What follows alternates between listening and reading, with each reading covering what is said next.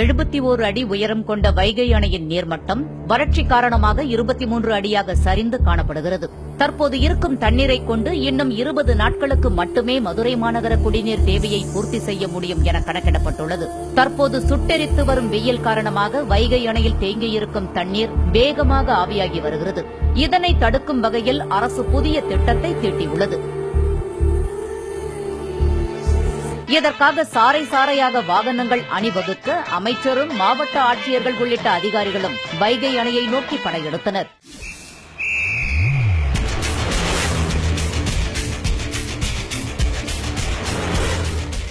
வைகை அணையின் மேற்பரப்பை தெர்மாக்கோல் அட்டைகளை கொண்டு மூடி தண்ணீர் ஆவியாவதை தடுப்பதுதான் இவர்களின் திட்டம். பறந்து விரிந்த வைகை அணையை சிறு சிறு தெர்மாக்கோல் துண்டுகளை டேப் மூலம் ஒட்டி அவற்றில் சிலவற்றை கூட்டுறவுத்துறை அமைச்சர் செல்லூர் ராஜு, மதுரை மாவட்ட ஆட்சியர் வீரராகவராவ், தேனி மாவட்ட ஆட்சியர் வெங்கடாச்சலம் ஆகியோர் தண்ணீரில் மிதக்கவிட்டு திட்டத்தை தொடங்கி வைத்தனர்.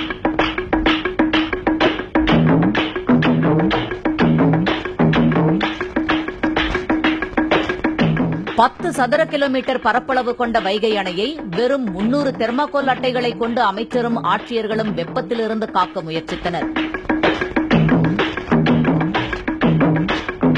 இதற்கு 10 லட்சம் ரூபாய் செலவானதாக அமைச்சர் செல்லூர் ராஜு தெரிவித்தார். எல்லா பகுதியிலும் அனைத்து பகுதியிலும் இல்ல, ஏறத்தாழ 200 ஸ்கொயர் ஃபீட்ல இதை போடுறதற்கான முயற்சிகள் இன்றைக்கு எடுக்கப்பட்டிருக்கிறது.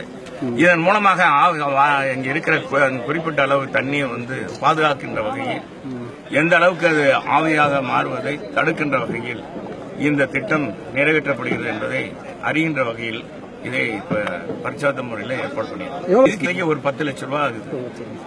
பரிசல் மூலம் அணையில் மிதக்கவிடப்பட்ட தெர்மாக்கோல் அட்டைகள் பரிசல் கரை திரும்புவதற்குள் கரை திரும்பி காற்றில் தரையை நோக்கி பறக்க ஆரம்பித்துவிட்டன.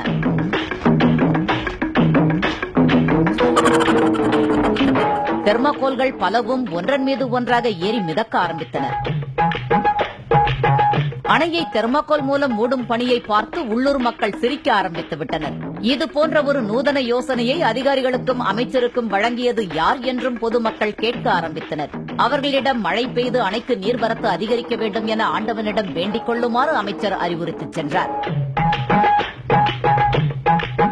அமெரிக்கா போன்ற வெளிநாடுகளில் அணையின் தண்ணீர் ஆவியாகாமல் தடுக்க ஷேட்பால்ஸ் எனப்படும் திட்டத்தின் மூலம் கருப்பு பந்துகளை கொண்டு அணைகளை முழுவதுமாக மூடிவிடுகின்றனர்.